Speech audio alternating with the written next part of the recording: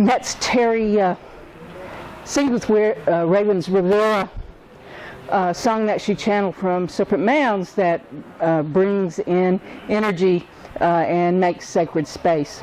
So what we're talking about today is how Serpent Mounds is an art form that makes energy for helping and healing. And before I really get into the talk, I need to explain who I am and what perspective that I'm talking from, because archaeologists have one viewpoint and metaphysicians have one viewpoint, and I have my own viewpoint, although it's varied.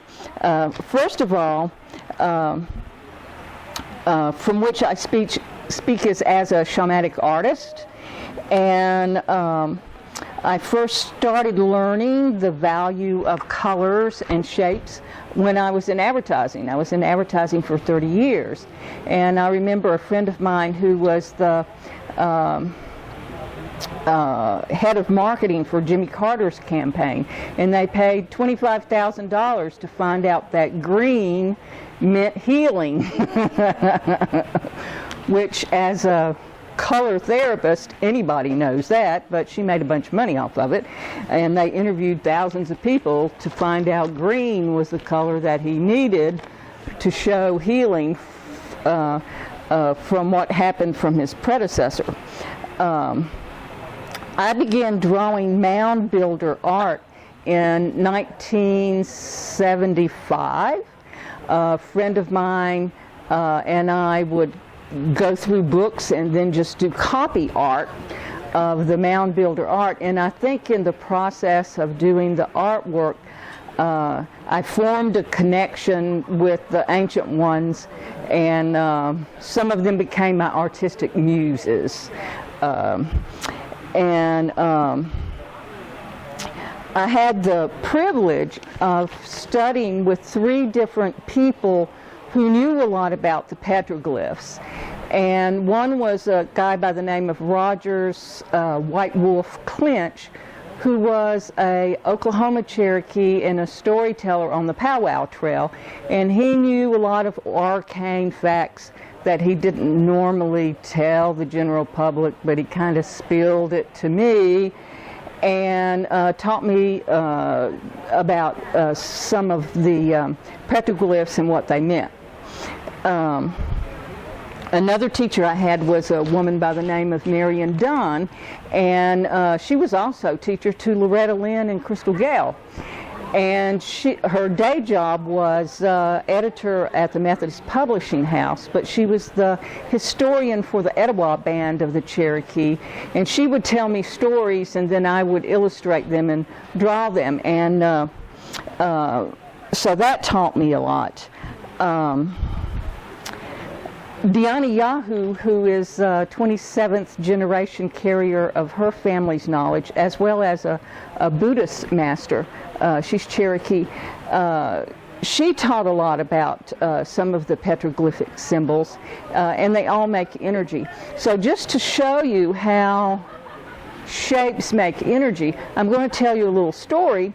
I was hired by Terry Deal, who wrote this really famous business book way back when called Corporate Cultures, to come in and address the executive study group at Vanderbilt University, and I wasn't expecting anything to happen there shamanically because it was Vanderbilt University and it's very stuffed shirt. And I was supposed to be talking about symbols and metaphors, and he knew my background. Well, I went around the room, and there was blackboards all around the room, and I drew circle and star and some of these same symbols that you see here. And I had the folks in the class sit on the floor and hold hands. Well, these were guys who were president of banks and the football coach and heads of big corporations that were in this program, and here they were sitting in a circle. And I just led them through meditation. I smudged them first. I led them through a meditation where we kind of sent the colors around the circle, and their hands started rising up in the air, and two of the people smelled tobacco smoke and sage behind them, so there was some Indian spirit behind them, and they smelled it. And poor Terry Deal, he broke out in a sweat, and his arms were going up in there, and there was all this energy there, and I had absolutely no expectation, which shows you shouldn't have any expectations, that anything would happen there, but it did, and a lot of it was the power of those symbols that they were surrounded in the room and the colors. So that was a really good example of how these things work. Another perspective that I speak from is as a ceremonialist and a shamanic healer. I got my training in a thing called the CATS, XAT, Native American Medicine Society in Nashville, which was a Native American church, and did a 7-year apprenticeship with the spiritual leader of it. And what my teacher Wanda Joy did was teach us all how to access information directly from our angels and our spirit guides and the enlightened ancestors and from nature. And according to my astrology, some people have told me, I have an unusual ability to get information out of my DNA, although I believe everybody can do it. And so I have Cherokee, Nassamon, and Saponi ancestry. So that's the 3 language groups of people that live here in the eastern United States. Over the years, I've brought other shamanic practitioners and medicine people and students and apprentices here to Serpent Mounds to help do healing work for the mounds. And where the archaeologists dug through the mound in several places caused a short circuit in the way the energy flowed through the mound, because Serpent Mound is a free energy machine. Working with the energy that comes out of the meteor crater, and there's a certain way that the soil and the rocks are piled up that creates energy, and if you want to know more about that, read Freddie Silva's writings about temple making, and it works with sacred geometry, and it works with the intent of the people who built it, as well as the intent of the people who come here, who continually seem to program it. And so as a ceremonialist, I look at Serpent Mound as a place where people did ceremony.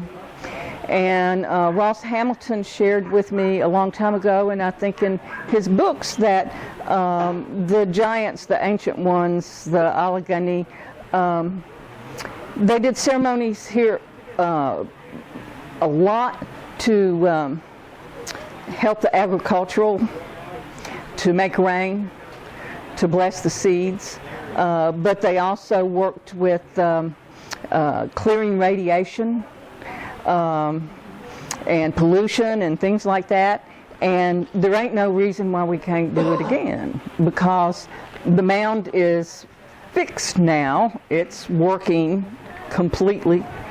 And over the years of coming here, I've built a pretty good working relationship with the spirits that live here, and and help some of them along to the other side.